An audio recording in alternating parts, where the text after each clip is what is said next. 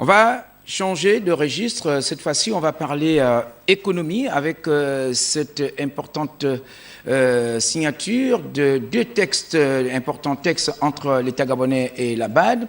Ce paraphe tout aussi important avait pour objet donc de procéder à certaines réformes et surtout de procéder aux relances de la croissance économique et de trouver l'emploi pour les jeunes. Là-dessus, on va retrouver Comfort Olga Okenkali pour la synthèse.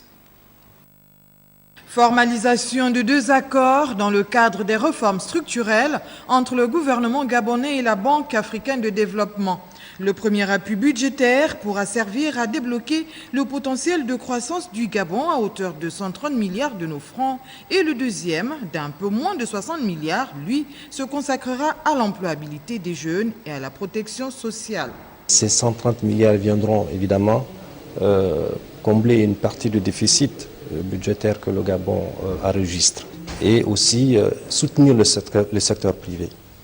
Le deuxième accord porte sur la capacité du Gabon à aller de l'avant sur tout ce qui touche l'enseignement professionnel, l'employabilité des jeunes et aussi une réponse à toutes les questions sociales. Le nouveau cadre de coopération, dont se réjouit d'ailleurs le ministre de l'économie, avec pour socle le plan stratégique Gabon émergent, entend diversifier l'économie, créer des richesses et surtout s'orienter vers une formation des jeunes utile. Ce tapis budgétaire vient permettre au Gabon de renforcer ses réformes structurelles.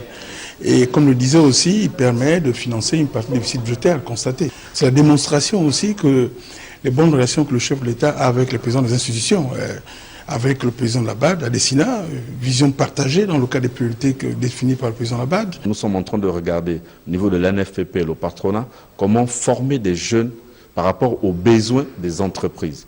Parce que nous ne voulons plus former des jeunes, des futurs chômeurs, nous voulons former des gens. Dès qu'ils sortent de leur formation, ils intègrent directement des entreprises. À terme, ce sont à peu près de 850 millions d'euros que la BAD, sur une période totale de 4 ans, compte mettre à la disposition du Gabon pour l'autonomisation de la femme, l'éducation, en somme le mieux-être, en passant par une amélioration significative de l'environnement des affaires, pour ne citer que ces secteurs-là.